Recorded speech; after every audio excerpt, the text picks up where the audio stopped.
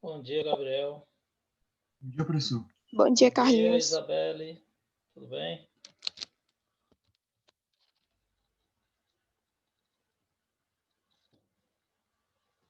Vamos dar um minutinho aí para o pessoal chegar.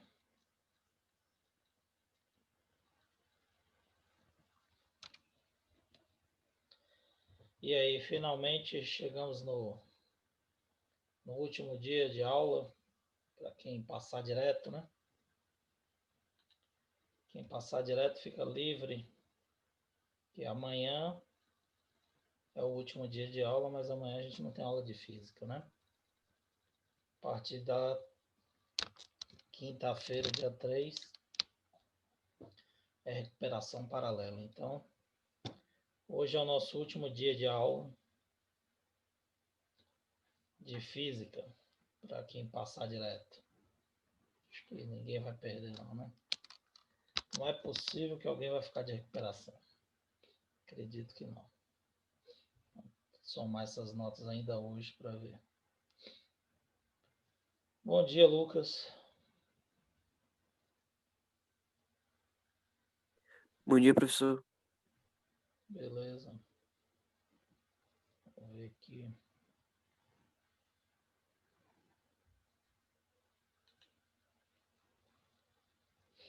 Dá mais um minutinho e a gente começa. Ver se chega mais alguém.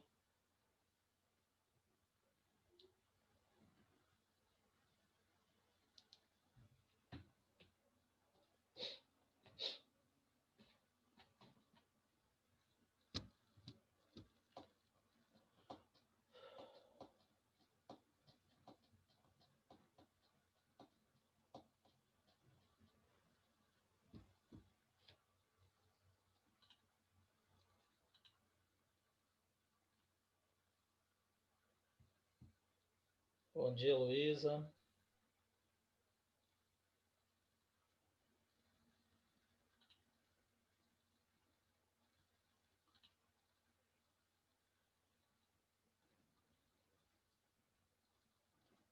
Vamos lá. Vou começar. Bom, meus queridos, essa é a nossa última aula de revisão, tá? Mas vocês ainda têm um tempo para o Enem. E aí, qualquer coisa que vocês precisarem, eu estou à disposição de vocês, tá? Se vocês estiverem estudando, tiver alguma dúvida, manda uma mensagem para mim no privado, tá? No WhatsApp, que mesmo após a gente concluir aí essas aulas, eu posso responder para vocês e tentar esclarecer, tá certo? Se por acaso tiver alguma dúvida, assim, de vocês tiverem algum grupo de estudos, ou até mesmo uma pessoa individualmente tiver alguma dúvida sobre algum assunto, e aí pode mandar que a gente combina uma forma de eu passar para vocês alguma questão pelo WhatsApp, como eu tenho feito aí com alguns colegas de vocês que estão tirando dúvidas, tá? Então, independente da gente encerrar hoje as aulas de física para revisão, tá? Porque a gente vai continuar aí com as aulas de recuperação, mas é só para quem ficar em recuperação. E aí vocês podem continuar estudando aí e mandando as dúvidas que eu vou estar à disposição de vocês, tá bom? Aí é só entrar em contato comigo pelo WhatsApp. Bom, nossa última revisão é sobre transmissão de calor, tá? Por que transmissão de calor? Porque transmissão de calor é a parte de calorimetria, assim como a parte de termodinâmica, ela também é cobrada no Enem, tá certo?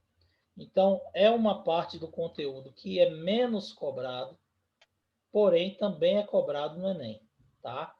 Então, essa parte de termodinâmica e essa parte de transmissão de calor cai no Enem em quantidade menor do que os outros assuntos que nós revisamos antes, mas também cai, tá? Então, por isso que a gente está revisando aqui, vai ser a nossa última revisão, tá? Então, já vi questões envolvendo geladeira, refrigerador, falando de transmissão de calor. Já vi questões de garrafa térmica, de caixas de isopor falando justamente dessa parte de transmissão de calor, tá certo?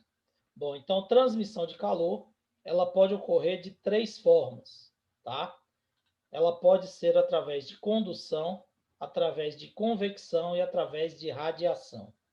Então são as três formas que o calor é transmitido, tá? Agora, o que é calor? Então nós estudamos Ô, lá no... professor, Sim, pode falar, galera. podia voltar a imagem, por favor? Aqui, A convecção e a condução. Você podia só explicar essa parte, por favor, que eu a não consigo entender. condução é uma forma de transmitir calor.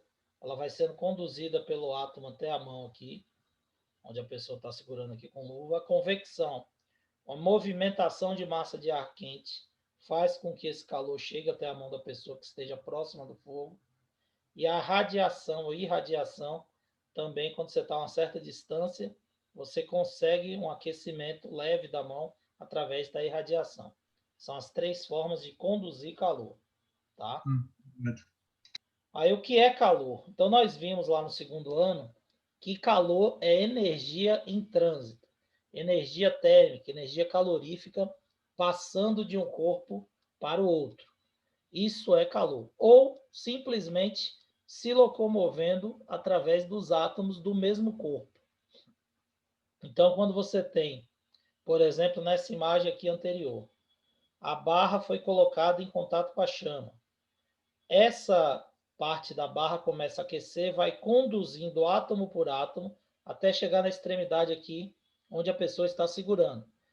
Essa transferência de calor até chegar na outra extremidade da barra, essa transmissão de energia é também o nosso calor. É o calor passando átomo por átomo da barra. Então não precisa apenas passar de um corpo para o outro. O calor é energia em trânsito, em movimento. Se ela estiver movimentando dentro do mesmo corpo, também é considerado calor, certo? Então, o que é calor? Atualmente dizemos que calor é a forma de energia que se transmite de um corpo a outro em razão da diferença de temperatura, tá? Aí nós falamos também que não precisa necessariamente ser transferido de um corpo para o outro. Aqui é uma definição mais generalizada. Essa energia só é chamada de calor enquanto está sendo transferida, ou seja, enquanto existe movimento. Se não houve mais movimento, esse calor é chamado de outra forma. Então, transferiu calor para o corpo. Essa energia, depois que cessou a transferência, não é mais calor, o corpo absorveu o calor, ele vai virar essa energia calorífica, ela vai ser transformada em energia térmica. E isso vai provocar agitação das moléculas, aumentando a temperatura do corpo. Geralmente é isso que acontece, tá? Nós já vimos lá no termodinâmica que às vezes isso não acontece. Ele pode receber calor e ao invés de agitar as moléculas, se for um gás, por exemplo, realizar trabalho. Então aí é outra forma de energia que ele vai lá se transformando. Mas geralmente é isso aqui, aumenta a temperatura. Depois ela é absorvida pelo corpo, não pode mais ser chamada de calor, foi o que eu falei. Não é correto falar que o calor está contido no corpo. Então a gente fala, hoje está fazendo muito calor. Está errado, né? É só uma definição popular, generalizada. Ninguém vai falar, hoje o Sol está transmitindo, transferindo muita energia calorífica para a atmosfera, né? Ninguém vai ficar falando popularmente isso. Então a pessoa fala, hoje está fazendo muito calor, mas nenhum objeto faz calor. O calor é a energia passando de um corpo para o outro. Então, no caso do dia, o Sol transfere energia por radiação para a superfície da Terra, que fica contida na atmosfera através da reflexão, da absorção, e aí eleva a temperatura da massa de ar próxima à superfície da Terra, certo? Porém, ninguém vai ficar falando dessa forma. Tá? É um conceito popular que a gente costuma falar, só que não é uma definição correta. Bom, a forma de transferir calor por condução, ela acontece quando dois corpos com temperaturas diferentes são colocados em contato, tá? Então você colocou, no caso daquela imagem anterior lá, uma barra em contato com uma chama de um fogão ou uma chama de uma fogueira qualquer. O que vai acontecer? A extremidade que está em contato com a barra, tá? Vou voltar aqui. Essa extremidade que foi colocada na chama, em contato aqui com a barra, vai receber calor e esse calor vai sendo transferido átomo por átomo da barra até chegar na outra extremidade. Então, essa transferência de calor é chamada de condução, tá? E como essa transferência ocorre? Essa transferência ocorre sempre naturalmente do corpo mais frio para o corpo do corpo mais quente, desculpa, para o corpo mais frio. O corpo que tem maior temperatura tem mais agitação molecular. Quando ele entra em contato com um corpo que tem menos temperatura, menos agitação, ele vai transferir essa energia para as moléculas, transferir essa agitação e fazer a temperatura do outro subir, até que eles atinjam o mesmo nível de agitação molecular, o que a gente chama de equilíbrio térmico, tá? Fala, Gabriel, pode falar. Não, eu falo assim, que tem um filme também mostrando exatamente isso. O dia depois de amanhã, um cara que ficou totalmente congelado o corpo, aí mostrando os meios de saúde que uma pessoa consegue transmitir para outra através Isso, do calor. transfere. Outra forma também, nesse caso aí, quando o corpo da pessoa está congelando, é alimento. Se você come algum alimento com muitas calorias, chocolate, por exemplo, ou com teor de gordura elevado, seu organismo vai trabalhar para queimar esse açúcar, queimar essa gordura, e esse aumento do metabolismo interno faz com que sua temperatura também suba, a temperatura corporal suba. Então, no caso de hipotermia, pode ser também um recurso você comer um alimento com alto teor de gordura ou de caloria. Tá? Então, normalmente, esse pessoal que faz alpinismo em neve, ele sempre carrega uma barra de chocolate para, no caso da temperatura do corpo baixar rapidamente, come o chocolate, o organismo vai trabalhar e o metabolismo vai fazer com que a temperatura do corpo suba, tá?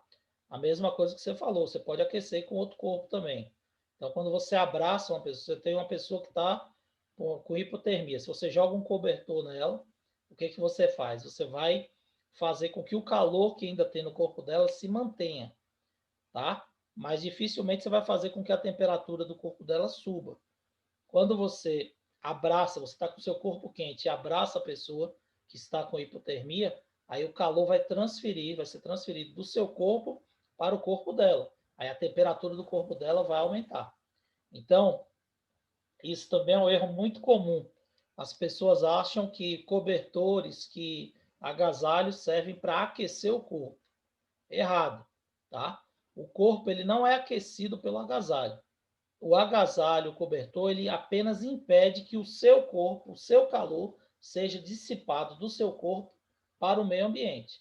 E aí, quando você para de perder calor, o que acontece? Sua temperatura se mantém estável. Então, quando você agasalha uma pessoa, você não faz a temperatura dela subir. Você apenas mantém a temperatura dessa pessoa. Agora, é claro, depois que o organismo continua produzindo calor, esse calor para de ser dissipado para o meio e aí a temperatura da pessoa vai subir, certo? Mas do agasalho não há transferência de calor para a pessoa. É diferente de você pegar, por exemplo, uma barra de gelo congelada, colocar em contato com uma chama de fogão, onde está em contato com a chama, vai receber calor, vai derreter rapidamente, tá certo? Então são características diferentes. Bom, o que é importante na condução é você lembrar que para que haja condução, já que ela ocorre átomo por átomo da substância, então ela tem que passar pelas moléculas, só vai existir transferência por condução térmica quando houver o meio material. Se não houver matéria, não tem como o calor ser transmitido por condução. Aí nós teremos outras formas de transmissão, certo? Que foi o que nós falamos lá, a transmissão por convecção e radiação, certo? Bom, então condução, quando vai sendo transferido átomo por átomo da substância, certo? convecção térmica. Então, a convecção é um tipo de transmissão de calor que já não é necessário, não é obrigatório que você tenha, por exemplo, contato, tá, com uma fonte física de calor, uma chama de fogão, por exemplo. Você pode ter um contato com uma chama de fogão, mas você pode ter convecção através da radiação, que são ondas eletromagnéticas. Então, a convecção, o que acontece? Os líquidos e os gases não são bons condutores de calor. No entanto, eles podem transmitir o calor, desculpe, de modo significativo através da convecção. Esse processo consiste na movimentação das partes do fluido, pode ser um gás ou um líquido, tá? Dentro do próprio fluido. Ou seja, ocorre um movimento da própria substância e esse movimento da substância favorece a formação de correntes, que nós chamamos correntes de convecção. Essas correntes de convecção fazem com que a estrutura desse líquido ou gás se movimente e aumenta ainda mais a agitação, aumentando a temperatura, certo? Então, por exemplo, você coloca um recipiente, vamos supor aqui uma panela com água. Essa panela com água no fogão. A chama do fogão vai transferir calor para essa água que encontra nessa região aqui embaixo, tá? O que vai acontecer? Quando a água for aquecida, essa água líquida for aquecida, ela vai dilatar. E aí ela vai ficar menos densa. Essa água quente menos densa vai subir e a água aqui em cima, que está mais fria, ela desce. Então, empurra a água quente para cima e a água fria desce para ser aquecida. E isso faz um movimento, uma corrente de convecção que favorece a uniformização da substância, ou seja, ela vai ficar aquecida depois totalmente por igual por causa da movimentação da própria substância. Se ficasse parado aqui, essa água aqui que estivesse aqui embaixo sempre teria uma temperatura superior à água de cima, porque ela está em contato direto com a fonte de calor. Então, isso não acontece por causa da formação das correntes de convecção, certo? Essas correntes de convecção, elas também são formadas, por exemplo, você já deve ter estudado em geografia, com o vento. É o que eu falei, não precisa necessariamente ter o contato físico com a chama aqui, com a fonte de calor. No caso da movimentação de massa de ar, dos ventos, o que acontece? A radiação sai do Sol, atravessa todo o espaço, penetra na atmosfera. Desculpe. Quando ele chega na superfície do solo, essa radiação bate na superfície do solo, parte da radiação é absorvida pelo solo e parte é refletida. Essa parte que reflete de radiação vai aquecer a massa de ar que está próxima da superfície da Terra. As camadas de ar mais altas, que estão longe da superfície da Terra, elas estão mais frias. E aí a massa de ar quente, que está dilatada próxima da superfície, sobe e a massa de ar fria desce, formando novamente uma corrente de convecção. E essas correntes de convecção no ar formam os ventos. São os responsáveis pela formação dos ventos, que vocês já estudaram em geografia, tá? Aqui nós temos alguns exemplos de aplicação da convecção no cotidiano, no nosso dia a dia. Então, por exemplo, ar-condicionado. Você tem ar-condicionados, a recomendação é que você sempre instale o ar-condicionado na parte superior do ambiente. Por quê? O ar-condicionado ele vai retirar a umidade dessa camada de ar aqui, diminuindo a sua temperatura. Então, essa massa de ar aqui em cima vai ficar fria. Quando essa massa de ar fria, ela fica fria, desculpe, ela tem uma densidade maior do que a massa de ar quente que está aqui no ambiente. Aí ela vai empurrar a massa de ar quente para cima e a massa de ar fria vai descer, certo? Então, esse movimento, a massa de ar fria desce, a massa de ar quente sobe, essa massa de ar que subiu vai ser resfriada e vai descer, refrescando o ambiente com mais eficiência. Tem casos que você encontra o ar-condicionado embaixo da janela ou a uma altura próxima do piso. Isso não é recomendável. Aí o que vai acontecer? Ele vai resfriar essa massa de ar aqui próxima da superfície. A massa de ar aqui em cima sempre vai ficar aqui em cima, porque ela é menos densa, e aí ela não vai descer para poder ser resfriada. Ok? A mesma coisa que você tem um aquecedor elétrico. Você, quando usa o aquecedor, você tem que colocar ele próximo do solo. Aí já é o contrário, porque você quer exatamente o processo inverso. Ao invés da massa de ar fria descer, tá? E a massa de ar quente subir para ser resfriada, o processo vai ser o mesmo. A massa de ar fria vai descer, só que ela vai descer para ser aquecida. E a massa de ar quente vai subir, tá? Para dar espaço para a massa de ar fria. Então, o aquecedor tem que ser colocado embaixo, próximo do solo, embaixo da janela ou próximo do solo, ok? A geladeira também forma corrente de convecção.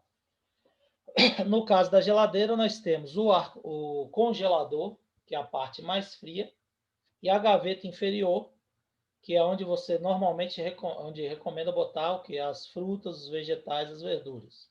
Por quê? Porque esses alimentos eles têm que ficar na parte que é menos fria.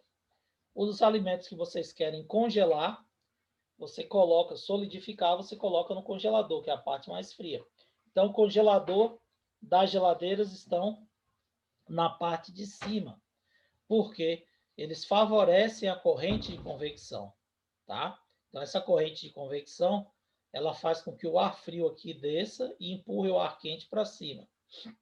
E aí facilita a refrigeração da parte interna da geladeira. Outra coisa, aqui você tem as bandejas. Essas bandejas têm que estar vazadas, tá?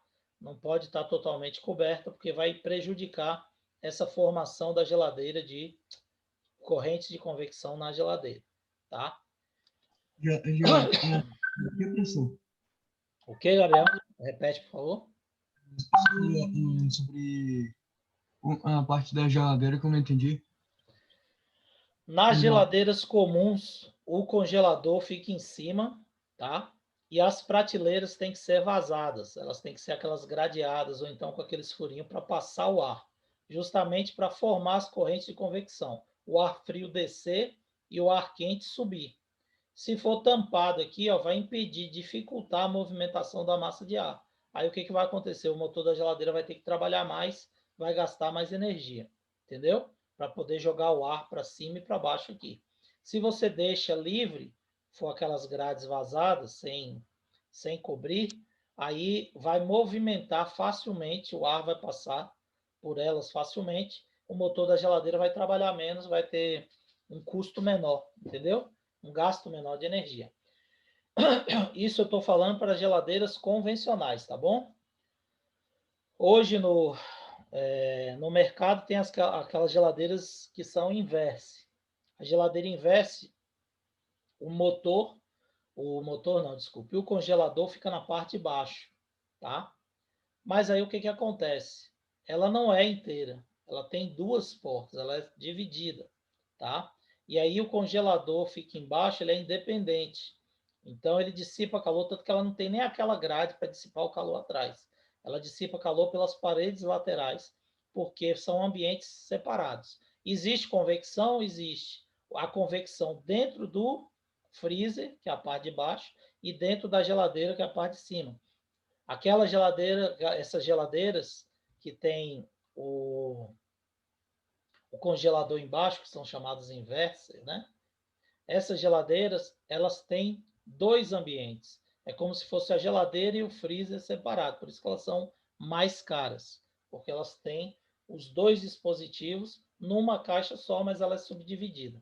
Tem dois ambientes separados, tá ok? Aqui nós temos no interior do solo também. No interior, eu dei o exemplo para vocês da massa de ar, mas tem também corrente de convecções no interior da nossa Terra, tá?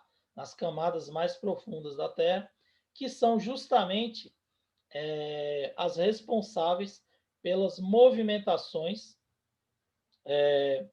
da parte que a gente tem, que a gente chama de lava, né? De vulcão, de movimento que apoia as placas tectônicas. Então, esses movimentos aqui, normalmente, eles ocorrem no subsolo e refletem no mar, no oceano. E aí você vai ter a formação de quê? Das ondas do mar, certo? Quando ela encontra uma placa tectônica, ela pode fazer essa placa se chocar uma com a outra, e essa vibração ela pode ser sentida na superfície, que aí é o que nós temos nos nossos abalos sísmicos, chamados terremotos, que acontecem diariamente em todos os lugares do mundo. Então, todos os lugares do mundo ocorrem terremotos por causa das vibrações das placas tectônicas.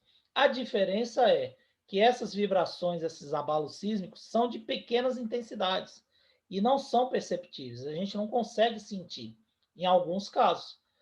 Em outros casos, a gente consegue sentir. Então, por exemplo, até pouco tempo atrás no Brasil, você não conseguia perceber nenhum abalo desse. Agora, esse ano, nós já tivemos casos aí em cidades de Minas Gerais em que foram registrados. Então, aumentou essa vibração, aumenta o grau o abalo sísmico na escala Richter, que é a escala que mede essa vibração, e aí, quando ela atinge um determinado valor, esse abalo começa a ser percebido na superfície da Terra. Então, a Terra tremeu esse ano algumas vezes, acho que 2 ou 3 vezes, se eu não me engano, em algumas cidades aí de Minas Gerais, tá certo? Então, esse abalo sísmico ocorre devido a essa movimentação. Assim também como a erupção de um vulcão. Então, quando você começa a perceber essa movimentação aqui de elementos, materiais no subsolo, esses materiais que a gente chama de lava, ele está em alta temperatura. Porque à medida que você aprofunda na superfície da Terra, a cada 1 quilômetro, se eu não me engano, você tem um aumento aí de temperatura de aproximadamente 1 grau Celsius. Então, à medida que você vai aprofundando, você vai tendo um aumento de temperatura. Então, esse material está superaquecido. E aí, quando ele encontra uma fenda, um espaço que a gente chama popularmente de vulcão, ele pode entrar em erupção e expulsar essa lava para fora. Então, todos esses fenômenos, a formação da onda, o terremoto, a lava vulcânica, eles sofrem influência do movimento de convecção dos materiais que nós temos derretidos, vamos dizer assim, no subsolo da Terra, devido à temperatura. Pode falar, Gabriel. Oi? Eu faço assim, na parte do interior da Terra, só por curiosidade, A parte do... assim, no Monte Vesúvio, ele ficou adormecido durante uns 1000 anos, durante 1000 anos, durante 70 anos no máximo. Em 1942, adormecido, e depois se movimentou novamente. Isso. Porque de ocorrer assim, de algo espontâneo de uma vez só. Isso daí é o que eu estou te falando, Gabriel. Depende de onde ocorre a movimentação, a formação da corrente mais intensa. Pode ser que, de um determinado período, essa formação de corrente de convecção ela ocorreu mais a nível do mar.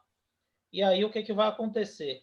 Ela foi responsável pela formação de ondas, grandes ondas, de grandes tempestades no oceano, e não chegou na superfície. Aí chega um determinado momento que ela vai sendo transmitida para a superfície, para a parte de baixo da superfície da Terra, desculpe, para o subsolo da Terra, da parte onde você tem lá o vulcão que está adormecido, e depois esse vulcão ele entra em erupção. Então isso pode demorar dias, meses, anos, séculos, né?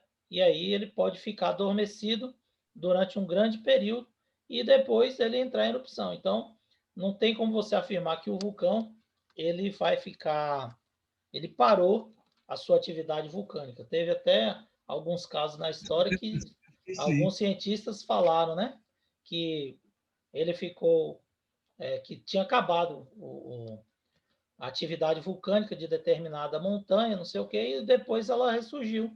Então, isso depende muito dessa... Eu pesquisei em 1942. Pois é, então pode demorar anos, séculos, e ele pode voltar, assim como ele pode ficar muito tempo também sem atividade vulcânica.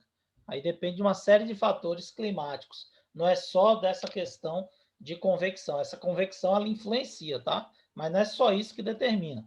Tem uma série de fatores ambientais que determinam isso aí, tá?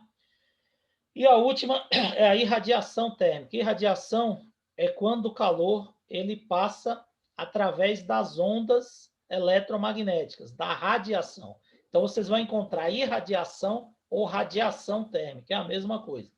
Essa radiação ela pode ocorrer através de luz natural, que seria do Sol. Então, as ondas eletromagnéticas do Sol atravessam o espaço e atingem a superfície da Terra, e elas podem ser também artificiais. Então, uma lâmpada como essa aqui que está aqui atrás da minha cabeça, essa lâmpada fluorescente, ela também emite uma radiação. Então, se você colocar um relógio ou uma calculadora solar a 15 centímetros dessa lâmpada, ela também vai carregar a bateria por radiação, tá? Então, a radiação ela transfere através das ondas eletromagnéticas o calor para a substância que estiver sobre o efeito dessa radiação. Isso daí, nitidamente, você percebe se num dia ensolarado, por exemplo, você estiver debaixo da copa de uma árvore, na sombra de uma árvore. Se você esticar o braço e botar o braço fora da sombra da árvore, onde está batendo o sol, o seu braço vai aquecer mais do que o resto do corpo que está na sombra. Por quê? Porque ele está recebendo calor pela radiação ou irradiação térmica, tá? Desculpe. Ao contrário da convenção e da convecção, a transferência de calor por irradiação pode ocorrer entre dois corpos, mesmo quando eles estão separados por um meio mais frio. Então, você tem uma fogueira, por exemplo, a 900 graus. O ar está a 5 graus. Você está com 30 graus de temperatura, por exemplo. Você estando próximo, você vai receber essa irradiação e o seu corpo vai aquecer. Pode falar, Gabriel. Não, só assim estava um pouco o áudio. Travou um pouco? Eu estou falando aqui que a irradiação ela pode ocorrer, Gabriel, mesmo que entre os corpos você tenha um meio mais frio. Então, por exemplo, você tem uma fogueira a 900 graus, uma pessoa que está com 30 graus de temperatura, o ar está a 5 graus. A irradiação, a radiação emitida pela chama da fogueira vai ser transferida para a pessoa, mesmo que essa massa de ar aqui esteja mais fria. Então, na condução e na convecção, isso não ocorre. Então, você tem que estar aqui do lado da fogueira para poder receber esse calor. E se tiver um meio mais frio entre eles, você não consegue transferir calor. Já no caso da irradiação, você consegue fazer isso naturalmente, tá? Exemplos aqui no cotidiano da irradiação térmica seria, por exemplo, a estufa, tá? Então, na estufa, o Sol manda as ondas eletromagnéticas, essas ondas eletromagnéticas entram dentro do ambiente da estufa, parte vai ser absorvida pelo solo, pelas plantas que estão aqui dentro da estufa, e parte vai ser refletida. Essa luz, quando é refletida, ela já perdeu uma parte da energia, então ela não consegue sair, essa radiação não consegue sair totalmente. E aí parte dela volta novamente para dentro. E aí o que vai acontecer? Esse ambiente aqui ele vai ficar aquecendo por causa da irradiação que ele está recebendo do Sol. Outro exemplo é a fogueira que eu falei para vocês, que eu já mostrei ali na figura no slide anterior, e a lâmpada que eu mostrei para vocês aqui em cima, que também irradia, irradia através da luz o calor, tá?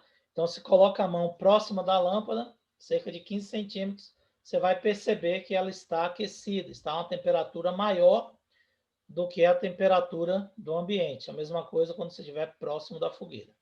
Ok? Desculpe. Para finalizar, nós temos o exemplo da garrafa térmica. Eu já vi questões também no Enem falando da garrafa térmica. A garrafa térmica, gente, é um dispositivo capaz de impedir as 3 formas de transmissão de calor. Por isso que, se você coloca um líquido quente dentro da garrafa térmica, ele vai permanecer quente por um longo período de tempo, se a garrafa estiver em boas condições. Se você colocar um líquido gelado, a mesma coisa, ele vai permanecer gelado por um bom período de tempo. Ou seja, o líquido quente, ele evita que perde o calor do líquido para o meio ambiente, e um líquido frio, ele vai evitar que o calor do meio ambiente aqueça esse líquido. Como isso funciona? Isso funciona porque a garrafa impede as 3 formas de transmissão de calor. Como é que ela impede essa forma? Primeiro, as paredes são espelhadas, tá? A parede dentro da garrafa térmica é espelhada. Por quê? Ela tem função de reduzir a irradiação. Então, você colocou o café quente aqui. Esse café vai perder calor por radiação. Quando ela bate na parede espelhada, ela reflete e volta para o próprio café. Então, fica dentro desse ambiente aqui o calor que está sendo emitido por radiação.